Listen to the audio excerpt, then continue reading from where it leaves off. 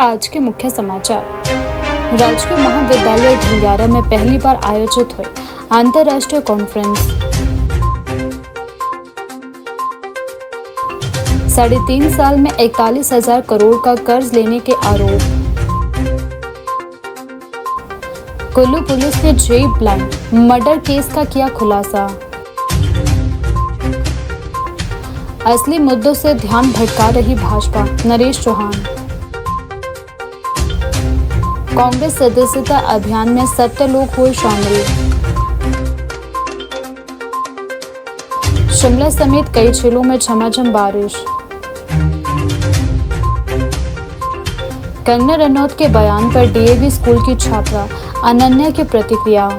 अब समाचार विस्तार से। हिमाचल प्रदेश के शहरी विकास मंत्री विक्रमादित्य सिंह ने दिल्ली के जंतर मंतर पर हुए प्रदर्शन के दौरान कथित तौर पर पैलेट गन के इस्तेमाल और मंडी से सांसद कंगना रनौत के बयानों को लेकर भाजपा पर निशाना साधा। उन्होंने कहा कि लोकतांत्रिक व्यवस्था में लोगों की आवाज को दबाने के बजाय उनकी बात सुनी जानी चाहिए। विक्रमादित्य सिंह ने कहा कि शांतिपूर्ण प्रदर्शन लोकतंत्र का अभिन्न हिस्सा है और किसी भी आंदोलन के प्रति सरकार को संवेदनशील रवैया अपनाना चाहिए। उन्होंने आरोप लगाया कि प्रदर्शनकारियों पर पैलेट गन का इस्तेमाल गंभीर विषय है और इसकी निष्पक्ष जांच कराई जानी चाहिए। मंडी सांसद कंगना रनौत के बयानों पर प्रतिक्रिया देते हुए उन्होंने कहा कि जनप्रतिनिधियों को अपनी जिम्मेदारी समझते हुए संयम से बयान देना चाहिए। उनके अनुसार लोकतंत्र में असहमति के लिए भी स्थान है और सरकार बहुत जनप्रतिनिधियों का दायित्व है कि वे जनता की समस्याओं को सुनकर संवाद के माध्यम से समाधान निकाले। उन्होंने कहा कि संविधान प्रत्येक नागरिक को अपनी बात रखने का अधिकार देता है, इसलिए विरोध की आवाज को दबाने के बजाय लोकतांत्रिक प्रक्रिया के तहत उनका समाधान किया जाना चाहिए। इस अवसर पर कांग्रेस पार्टी के सदस्यता एवं जनसंपर्क अभियान के तहत विनय कुमार की अध्यक्षता में आयोजित कार्यक्रम में करीब 70 लोगों ने कांग्रेस की सदस्यता ग्रहण की। इसमें अधिकांश महिलाएं और युवा शामिल रहे, जो मुख्य रूप से शिमला ग्रामीण विधानसभा क्षेत्र से संबंधित हैं। कार्यक्रम को संबोधित करते हुए विक्रमादित्य सिंह ने कहा कि कांग्रेस प्रदेश भर में युवाओं, महिलाओं, बुजुर्गों और समाज के सभी वर्गों को संगठन से जोड़ने के लिए अभियान चला रहे हैं। उन्होंने कहा कि पार्टी का लक्ष्य संगठन को जमीनी स्तर पर मजबूत करना और युवाओं तथा महिलाओं की भागीदारी बढ़ाना है। उन्होंने बताया कि पार्टी कार्यकर्ता लगातार जनसंपर्क अभियान के माध्यम से लोगों तक पहुंच रहे हैं और उनकी समस्याओं को सुनने के साथ साथ उन्हें संगठन से जोड़ने का कार्य भी कर रहे हैं। हमारा कांग्रेस पार्टी का संगठन सृजन अभियान है, जिसमें पार्टी को मजबूत करने के लिए लगातार प्रदेश भर में युवाओं को, महिलाओं को और बुज़ुर्गों को भी, हर वर्ग को, मगर ख़ास करके महिलाओं और युवाओं को पार्टी से जोड़ने का जो अभियान हमारे पार्टी के अध्यक्ष विनय कुमार जी की अध्यक्षता में पूरे प्रदेश के अंदर चल रहा है, उसमें शिमला ज़िला में भी भरपूर योगदान दिया जा रहा है। हमारे ज़िला के अध्यक्ष भाई हरिकृष्ण हिमलाल जी और हमारे शहरी के अध्यक्ष इंदर जी की अध्यक्षता में बहुत से पार्टी में हमारे साथी लगातार जो है वो जुड़ रहे हैं और हम भी ये प्रयास करते हैं कि जो भी हमारे युवा साथी हैं उनके साथ एक निरंतर जनसंपर्क हो, उनकी बातों को सुना जाए और जो हमारे युवा के साथ साथ छात्र साथी है प्रदेश और देश के अंदर, उनकी आवाज़ को भी मजबूत किया जाए।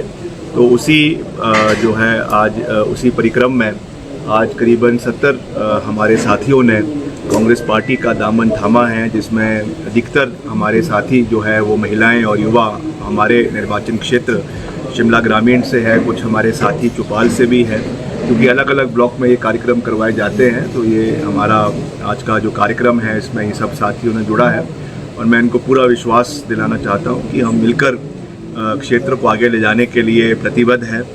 शिमला ग्रामीण जो मेरा अपना निर्वाचन क्षेत्र है, वहाँ पे ऐतिहासिक विकास कार्य हो रहे हैं। करीबन 600 करोड़ के विकास कार्य आज की डेट में वहाँ पे चले हुए हैं, जिसमें बहुत बड़े बड़े प्रोजेक्ट्स चले हुए हैं। अभी आपने देखा कुछ दिन पहले ही मैं जो हमारा एक युवाओं के लिए हम एक बहुत बड़ा इंडोर स्टेडियम बना रहे हैं, जिसका काम अभी थोड़े समय के लिए रुक गया था। उसमें अभी हाल ही में हमने 10 करोड़ रुपए की स्वीकृति और बजट का प्रावधान किया है, जिसमें नशे से युवाओं को दूर रखने के लिए indoor boxing, indoor shooting range करीबन 60 लेन्स की शूटिंग रेंज, जो अंतर्राष्ट्रीय स्तर की शूटिंग रेंज वहाँ पे बन रही है। उसके साथ साथ हमारा बॉक्सिंग, वॉलीबॉल, बैडमिंटन, ये सब चीज़ें वहाँ पे उपलब्ध होगी। And it will be one of the best sporting infrastructure in Shimla district. जो हमारा शिमला शहर का इंदिरा गांधी खेल परिसर है, उससे 2 गुना बड़ा जो है वो इंडोर स्टेडियम कैपेसिटी में बन रहा है। तो इस तरीके के बहुत से हम जो है कार्यक्रम कर रहे हैं युवाओं के लिए, महिलाओं के लिए, क्षेत्र के और सभी वर्गों के लिए। तो मुझे खुशी है कि आज हमारे बहुत से युवा साथियों ने कांग्रेस पार्टी का दामन थामा है, और ख़ास करके जो हमारे स्टूडेंट्स वर्ग है वो कांग्रेस पार्टी से जुड़े हैं। आज आप देख रहे हैं कि जिस तरीके से नीट पेपर भर्ती में जो घोटाले दिख रहे हैं, और जिस तरीके से जो क्रूरता के साथ छात्रों के ऊपर पहली बार ऐसा हुआ है कि दिल्ली में भारत के इतिहास में जम्मू कश्मीर को छोड़कर पहली बार जो है वो पेलेट गन्स का इस्तेमाल स्टूडेंट्स के ऊपर किया गया। उसमें कितने लोगों की आंखों पे वो लगा, कितनों के बॉडी पे उसका जख्म आज भी हमको न्यूज़ के माध्यम से, सोशल मीडिया के माध्यम से देखने को मिले, जिसकी पुष्टि जो है एम्स के डॉक्टर्स ने भी करी है। राहुल गांधी जी ने इस विषय को बहुत गंभीरता से उठाया है। और सबसे दुर्भाग्यपूर्ण बात है कि जो मंडी की सांसद है मोहतरमा, वो किस तरीके से इन जो है वो स्टूडेंट्स को कीड़े मकोड़े कह रही है।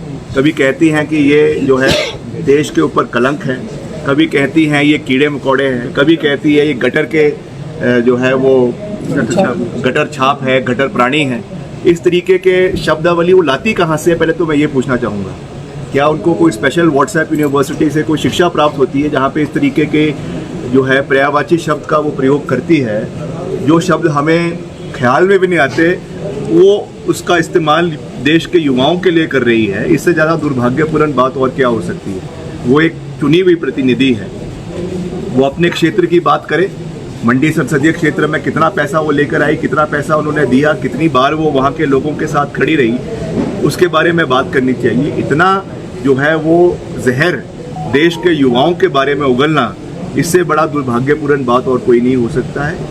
और सबसे विडंबना की बात यह है कि जिनको वो गटर छाप कह रही है, जेपी नड्डा जी, उन्हीं के साथ बैठकर जो है वो जॉइंट प्रेस कॉन्फ्रेंस कर रहे हैं, उन्हीं के साथ बैठकर जो है वो समझौता कर रहे हैं। तो ये उनको तय करना चाहिए कि समझौता गटर छाप के साथ नहीं हो रहा है, समझौता देश के युवाओं के साथ, देश के भविष्य के साथ हो रहा है। और इस तरीके की बातें एक चुने हुए प्रतिनिधि को शोभा नहीं देती है। तो मैं ये आज जो ये कार्यक्रम यहाँ पे कांग्रेस पार्टी के हमारे जिला अध्यक्ष की अध्यक्षता में रखा गया है, उसमें मुझे भी आने का शुभ अवसर मिला है। तो मैं सभी जो हमारे साथी कांग्रेस पार्टी में जुड़े हैं उनको बहुत बहुत बधाई और शुभकामनाएं देना चाहता हूँ। और मिलकर, जैसा मैंने कहा, कि हम यहाँ के विकास कार्यों को गति प्रदान करेंगे। हिमाचल प्रदेश में मानसून ने एक बार फिर रफ्तार पकड़ ली है और आगामी दिनों में प्रदेश के अधिकांश हिस्सों में भारी बारिश की संभावना को देखते हुए मौसम विभाग ने लोगों से सतर्क रहने की अपील की है। भारत मौसम विज्ञान विभाग IMD के शिमला केंद्र के अनुसार 31 जुलाई से 6 अगस्त तक प्रदेश के विभिन्न जिलों में हल्की से मध्यम बारिश के साथ कई स्थानों पर भारी वर्षा होने की संभावना है। लगातार सक्रिय हो रहे मानसून को देखते हुए विभाग ने जिला प्रशासनों को सतर्क रहने के निर्देश दिए हैं। मौसम विभाग का कहना है कि आगामी एक सप्ताह तक प्रदेश के कई क्षेत्रों में मौसम खराब बना रह सकता है, जिसके चलते भूस्खलन, अचानक बाढ़, फ्लैश फ्लड, जल भराव और यातायात बाधित होने जैसी घटनाओं की आशंका बनी रहेगी।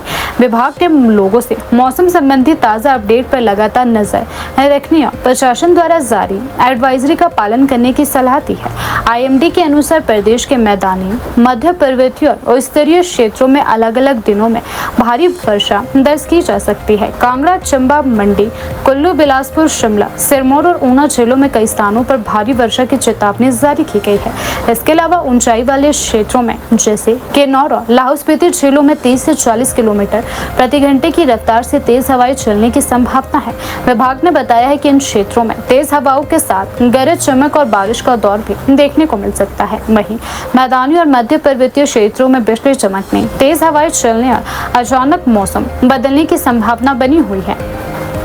मौसम विभाग का कहना है कि लगातार बारिश के कारण पहाड़ी क्षेत्रों में भूस्खलन का खतरा काफी बढ़ गया है, विशेष रूप से उन इलाकों में जहां पहले से ही मिट्टी कमजोर हो चुकी है या हाल ही में भारी बारिश हुई है, वहां मलबा गिरने और सड़कें अवरुद्ध होने की आशंका बनी हुई है। विभाग ने चेतावनी दी है कि लगातार वर्षा के कारण छोटे बड़े नालों और खड्डों का जलस्तर अचानक बढ़ सकता है, जिससे फ्लैश फ्लड की स्थिति भी पैदा हो सकती है। पिछले 24 घंटों के दौरान भी प्रदेश के कई झीलों में अच्छी वर्षा दर्ज की गई। सबसे अधिक वर्षा कांगड़ा जिले के धर्मशाला में 15 सेंटीमीटर रिकॉर्ड की गई। इसके अलावा चंबा जिले के जोत में 8 सेंटीमीटर, चुवाड़ी में 7 सेंटीमीटर तथा मंडी और किन्नौर के कई क्षेत्रों में अच्छी वर्षा हुई है।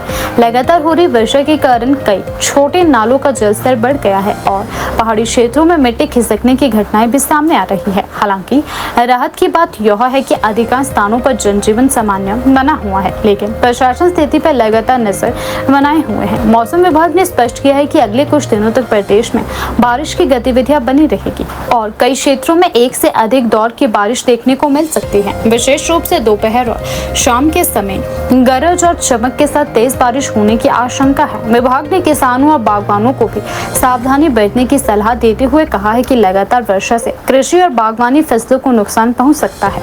अधिक नमी के कारण फसलों में रोग फैलने की आशंका भी बढ़ सकती है।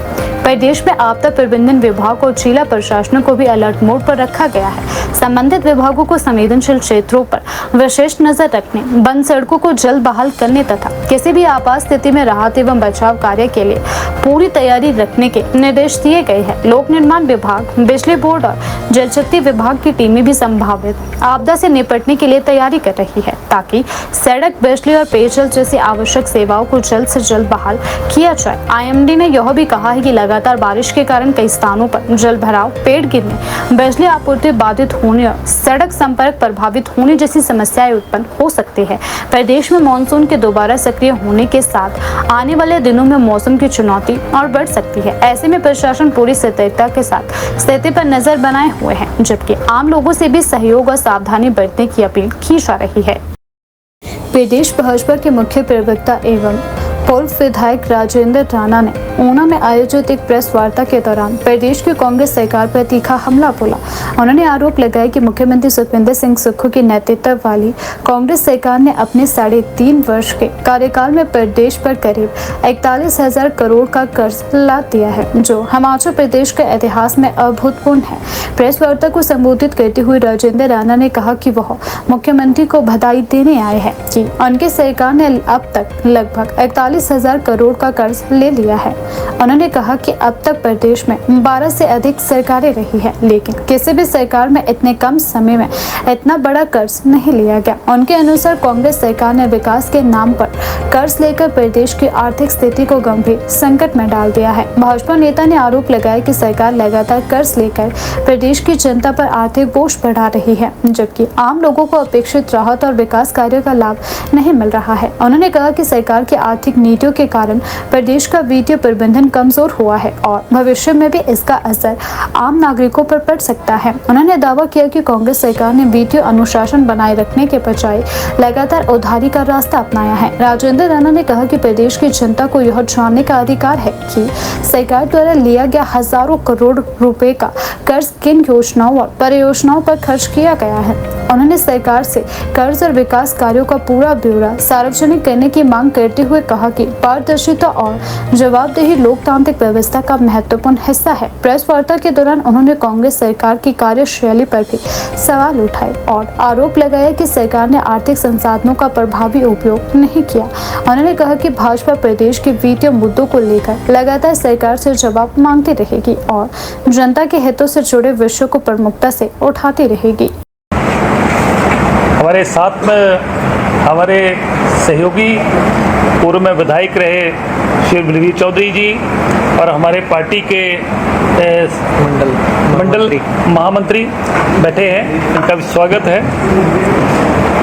आज की इस प्रेस वार्ता में मैं प्रदेश के माननीय मुख्यमंत्री को बधाई देने के लिए आया हूं कि बेशक प्रदेश कर्जे में डूब रहा है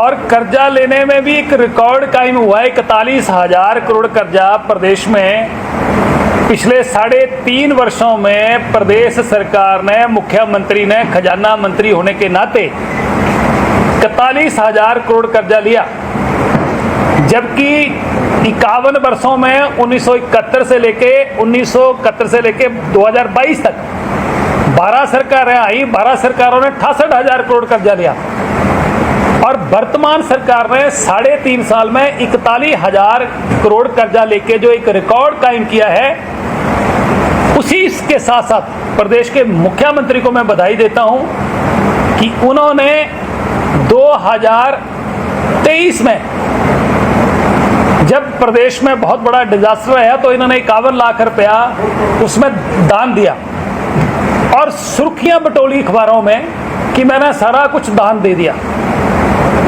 और आज पिछले कल से जो पूरे देश में खबरें छप रही हैं, हमें इस बात का गर्व है, फक्र है कि 2023 में सब कुछ दान करने के बावजूद प्रदेश के मुख्यमंत्री उत्तरी भारत में सबसे अमीर मुख्यमंत्री जो हैं वो सर्वे में आए हैं, घोषित हुए हैं। इसके लिए मैं उनको बधाई देता हूं और साथ में एडवांस से भी बधाई देता हूं कि 1 साल उनको और मिल गया और इसी रफ्तार से आगे बढ़ते रहे तो शायद देश में पहले नंबर पर आ जाएं।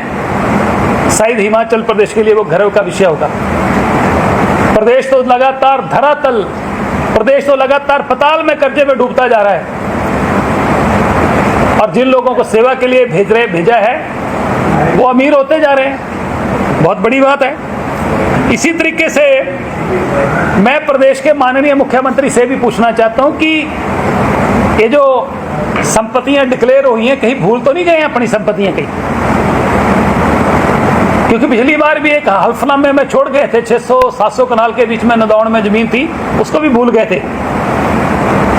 दूसरा मैं कहना चाहता हूं कि मुख्यमंत्री ये बताएं कि आपका जो ड्रीम प्रोजेक्ट है, हालांकि ये भारतीय जनता पार्टी ने सारा पैसा दिया, हमीरपुर में जो मेडिकल कॉलेज बना है, केंद्र सरकार, मोदी सरकार ने पैसा दिया, उस मेडिकल कॉलेज के साथ बिल्कुल बगल में 100 से ज्यादा कमरों का जो पेइंग गेस्ट पीजी जो बन रहा है वो किसका है?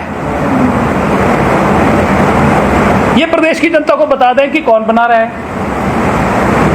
और 2023 में सारा कुछ दान कर दिया था तो कौन सा चिरागदीन का चिराग उनको मिल गया कि वो उत्तरी भारत में सबसे अमीर मुख्यमंत्री में हो गए।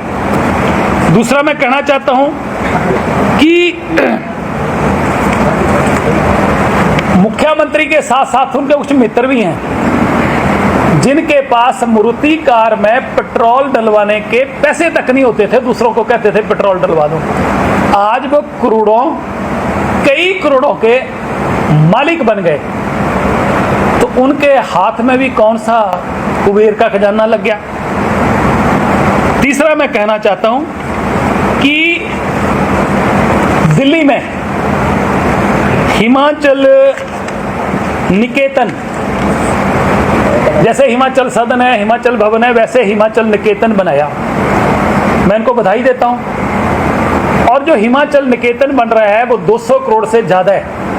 हिमाचल प्रदेश के लोगों की टैक्स जो देते हैं, पाई इकट्ठी करके प्रदेश के खजाने में जो पैसा जमा हुआ, उस पैसे से 200 करोड़ रुपए से ज्यादा लागत आई। क्या कारण है, क्या साठ गांठ है और क्या मिली भगत है कि ऐसी चर्चाओं को जो जन्म मिल रहा है, ऐसी जो चर्चाएं चल रही हैं कि जो हिमाचल निकेतन है, ये साठ गांठ के माध्यम से किसी ऐसी कंपनी को, ऐसे व्यक्ति को लीज पे दिया जा रहा है जो आगे उसको चलाए। अगर सरकार ने यही धंधा करना है, यही व्यापार करना है, किस लोगों के पैसे से बिल्डिंगें खड़ी करनी है और उसके बाद उसको जो है वो कुछ लोगों को फायदा पहुंचाने के लिए सांठ गांठ करके उसको जो है आगे दे देना है, तो प्रदेश की सरकार और प्रदेश के मुखिया इस बात को स्पष्ट करें। हिमाचल प्रदेश के देहरा विधानसभा क्षेत्र स्थित राजकीय महाविद्यालय ढलियारा के इतिहास में पहली बार अंतर्राष्ट्रीय स्तर की कॉन्फ्रेंस का सफल आयोजन किया गया। इस आयोजन ने महाविद्यालय की शैक्षणिक उपलब्धियों में एक नया अध्याय जोड़ते हुए विद्यार्थियों, शोधार्थियों, शिक्षकों को वैश्विक स्तर के शैक्षणिक मंच से जुड़ने का अवसर प्रदान किया। सम्मेलन में देश विदेश के शिक्षाविदों, शोधकर्ताओं, प्राध्यापकों और विशेषज्ञों ने भाग लिया तथा विभिन्न विषयों पर अपने शोध, अनुभव और विचार साझा किए। महाविद्यालय प्रशासन ने बताया कि संस्थान के इतिहास में पहली बार आयोजित इस इंटरनेशनल कॉन्फ्रेंस को लेकर विद्यार्थियों, शिक्षकों और पूरे कॉलेज परिवार में विशेष उत्साह देखने को मिला। कार्यक्रम का उद्देश्य शोध संस्कृति को बढ़ावा देना, अकादमी संवाद को मजबूत करना तथा विद्यार्थियों को राष्ट्रीय और अंतर्राष्ट्रीय स्तर के विशेषज्ञों के साथ विचार विमर्श करने का अवसर प्रदान करवाना है।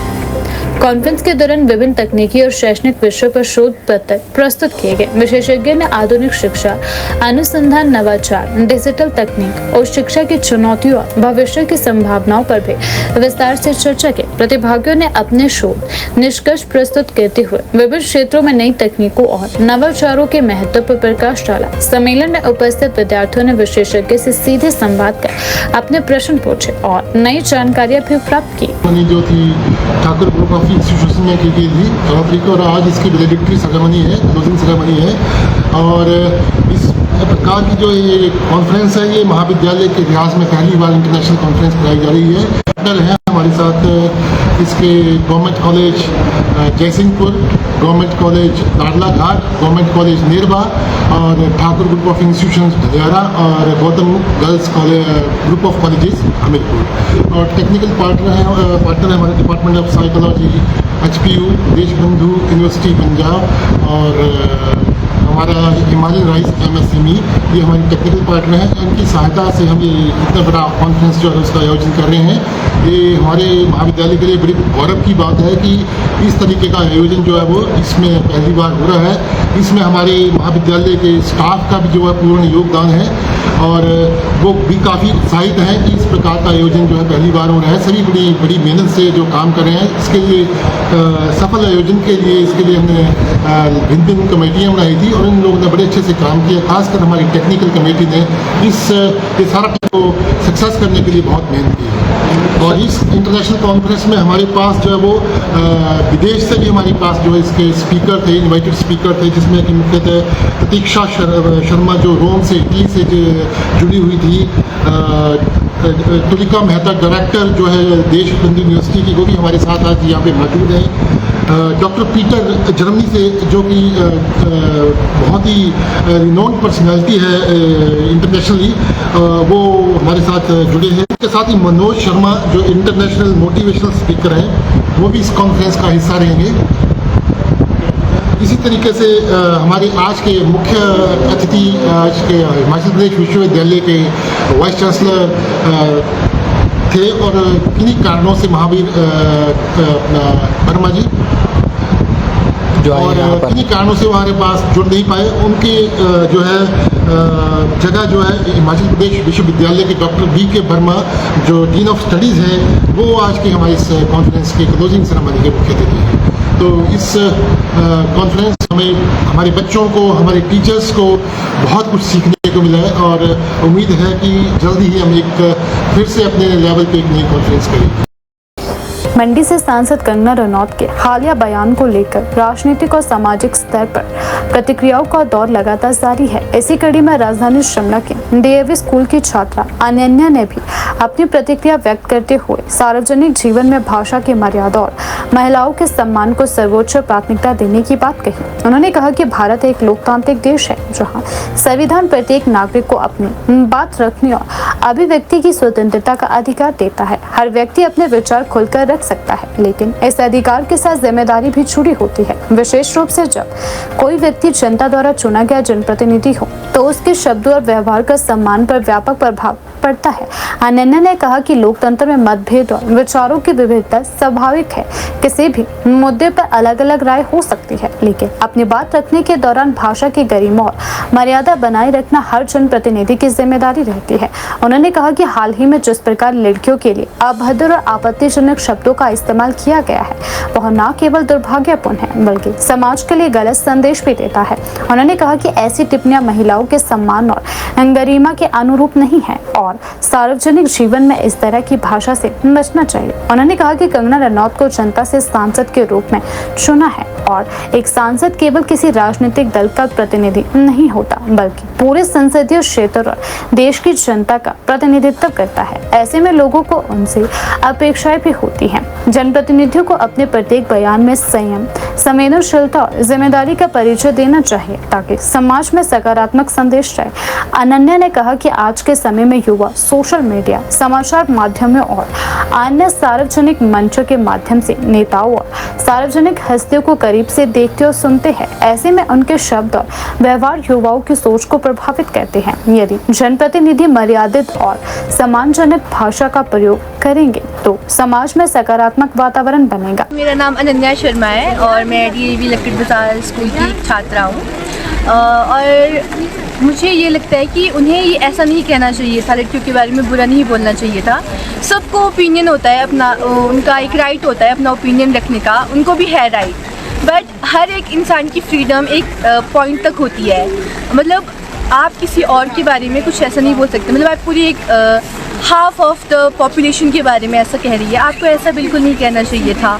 और हमने आपको इलेक्ट किया है, मतलब अभी हमने तो नहीं किया है पर हमारी प्रीवियस जनरेशन ने किया है, तो हम आपसे इतनी अकाउंटेबिलिटी या मतलब हम इस प्रोटेस्ट में अकाउंटेबिलिटी चाहते थे आपसे, बट फिर आपने ऐसा रिस्पॉन्स दिया तो वो अच्छा नहीं था। हाँ जी, तो नशा एक बहुत ज़्यादा बुरी बीमारी है।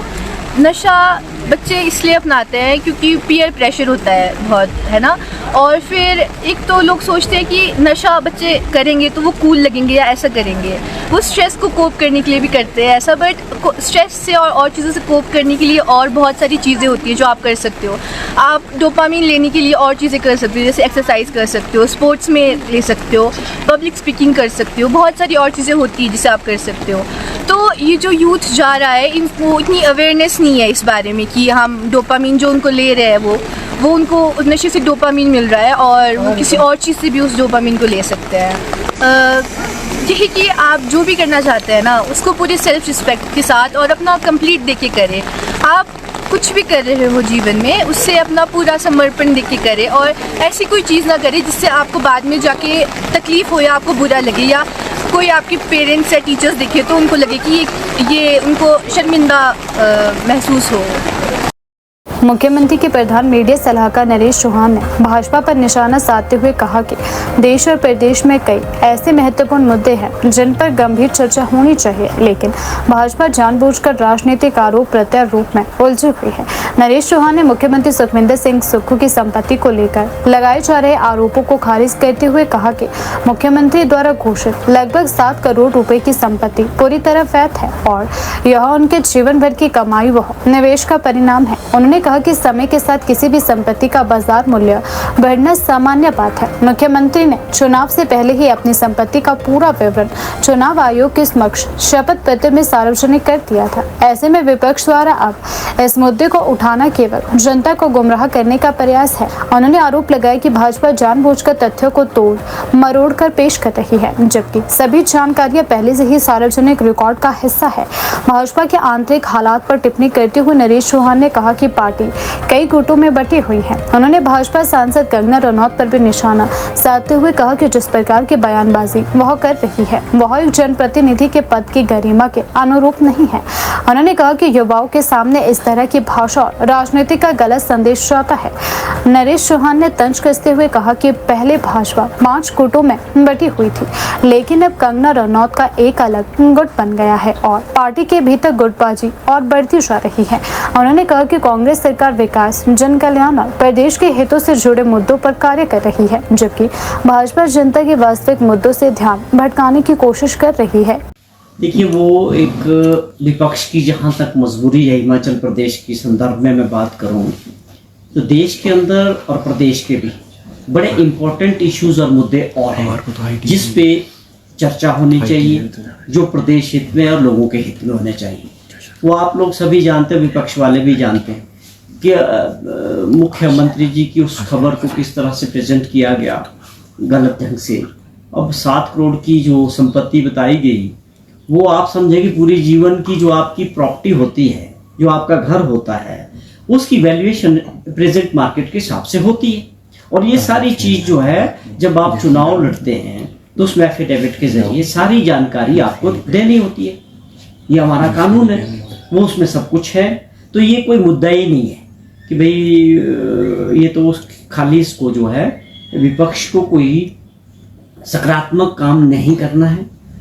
जो बड़ी समस्या है प्रदेश के सामने, लोगों के सामने या देश के सामने, उसके बारे में अपने विचार रखे, अपनी बात रखे। मैं समझता हूँ वो ज़्यादा इम्पोर्टेंट है, क्योंकि वो जैसा कि बार बार इस बात को मुख्यमंत्री जी भी कहते हैं, दूसरे लोग भी कहते हैं, जो विपक्ष हिमाचल प्रदेश में है वो स्वाभाविक तौर पे जो है ग्रुपों में बटे हुए हैं। कोई किसी को अपना नेता मानने को तैयार नहीं है, क्योंकि उनमें क्लैश है। सब एक बराबर के नेता मान रहे हैं या भविष्य की लड़ाई को मान के आगे बढ़ना चाह रहे हैं। आप उसका एग्जाम्पल ये भी देखें कि इनके मेंबर ऑफ पार्लियामेंट जो लगातार इस बड़े आंदोलन में ऐसी आपत्तिजनक बातें उन्होंने युवाओं के लिए, स्टूडेंट्स के लिए की, बहुत शर्मनाक करने वाली बात। होना ये चाहिए था कि वो जो हमारे नेता है, विपक्ष के नेता हैं या इनके पार्टी प्रेसिडेंट हैं या इनके और सीनियर लीडर्स हैं, उस पर अपनी प्रतिक्रिया दें कि जो member of parliament Kangana Ranaut ने बात कही है, क्या वो भारतीय जनता पार्टी की लाइन है? आप उस बात से सहमत हैं या नहीं है? तो आप कंट्रडिक्शन करें। या उनको तो खैर आप लोग हम ये सब समझ चुके हैं कि कंगना रनौत जी को किसी के बस में, इनके बस में रोकने का है नहीं, क्योंकि वो अपने को इनसे बड़ा लीडर मानती हैं। तो इसीलिए कहते हैं कि अभी तक तो 5 ग्रुप थे, अब इस तरह से तो मुझे लगता है कि 6ठा ग्रुप कंगना जी का भी शुरू हो गया होगा।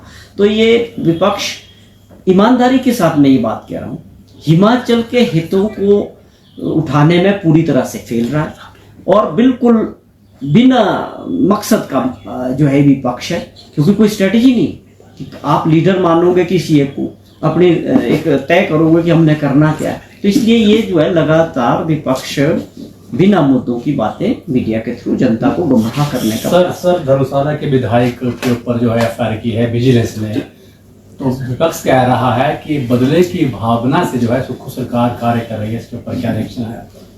देखिए बात सुनो, विजिलेंस में कोई पहली बारी नहीं हुई या ये कोई पहली बारी कोई नई चीज हुई।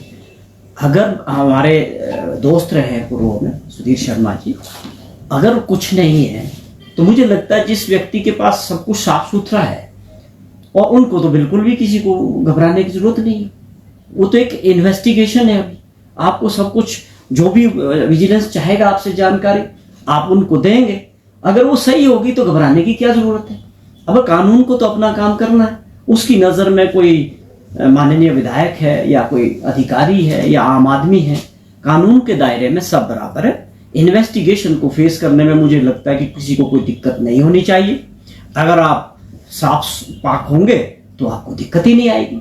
तो ये इस प्रकार इसको राजनीतिक दृष्टि से देखना कि ये टारगेट किया जा रहा है, ये हमारी सरकार ने, जब लोगों ने सरकार बदली हिमाचल प्रदेश में, तो मुख्यमंत्री जी ने तो उन्हीं अधिकारियों, उन्हीं सिस्टम के साथ आगे 2 साल चलाया।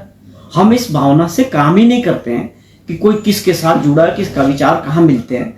हमारी एक ही सोच रही थी कि जो लोग काम करने वाले हैं, डिलीवर करने वाले हैं, तो उनको मौका मिलना चाहिए।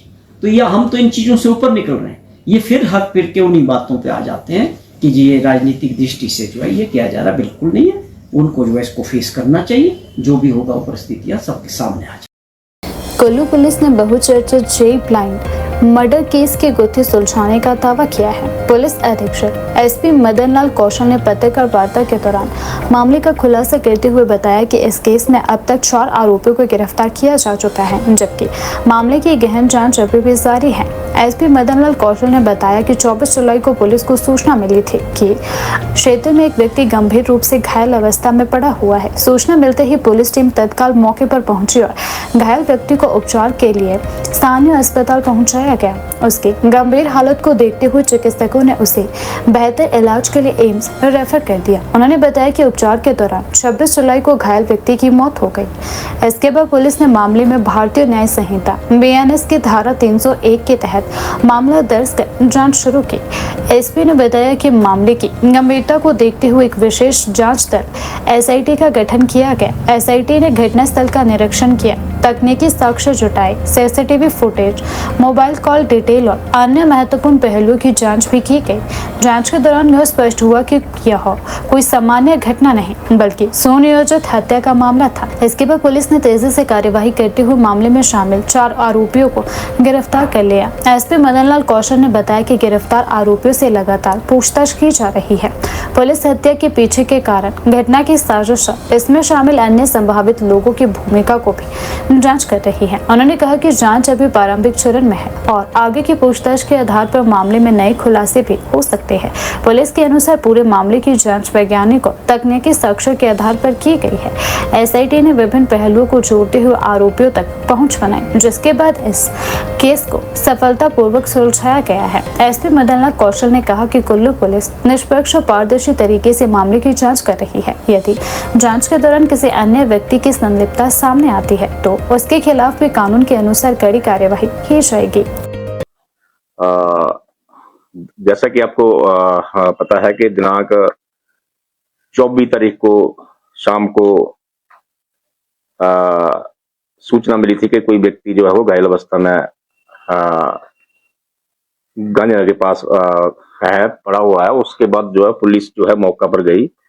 जो जिसकी डेथ हुई है, इसकी पत्नी ने भी थाने में सूचना दी थी। तो उसके बाद पुलिस जो है यहाँ से गई और सवेरे करीब 5 बजे जो था, ये व्यक्ति जो श्री लाभ सिंह गुलेरिया जी थे, ये अचेत अवस्था में थे।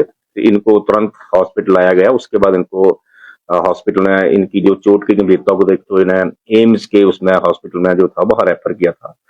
वहां से दिनांक 25 तारीख को मॉर्निंग में पता चला कि इनकी डेथ हो गई है।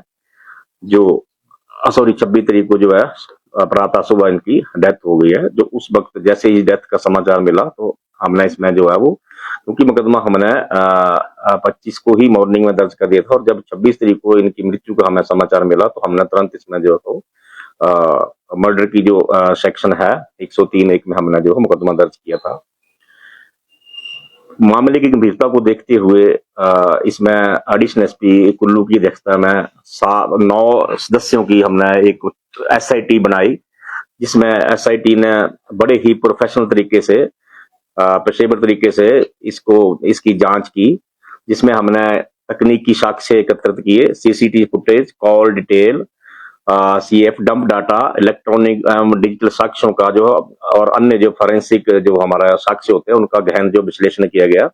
इसके अतिरिक्त अनेक व्यक्तियों से इसके बारे में पूछताछ की गई। तकनीकी अपना टेक्निकल जो इनपुट थी उसके सत्यापन और उपलब्ध जो साक्ष्य थे इनके आपस में परीक्षण करने के आधार पर जो था हमने घटना की कड़ियों को जोड़ा और इस मामले का जो है वो हमने हस्तक्षेप किया। और इसमें 4 अभी तक की जो है इस केस में जो है 4 जो मुलजिम हमने गिरफ्तार किए गए हैं। इसमें एक स्थानीय अपना जो जेडएच में कार्यरत एक डॉक्टर है, एक इनके जो पति हैं अपना करण ठाकर, देवर जो है महिला का देवर, उसका नाम दिनेश ठाकुर है और इनके जो ससुर हैं ये विजय कुमार है। तो इन 4 लोगों को पिछले कल जो है पुलिस ने गिरफ्तार किया है। पुलिस अब गिरफ्तारी के बाद इसको पूर्णतया हर पहलू को जांचेगी, हर पहलू को खंगालेगी कि क्या कारण रहे हैं इनकी जो हत्या करने के पीछे, तकनीकी साक्ष्यों का। और इसके अलावा फॉरेंसिक टीम का विजिट भी आज जो है वो घटनास्थल पर करवाया जा रहा है। तो अभी जो है इसकी जो है आज इनको न्यायालय में पेश किया जाएगा। इनको पुलिस रिमांड हासिल करके जो आगामी जो हमारा जो कार्रवाई होती है उसको हम करेंगे।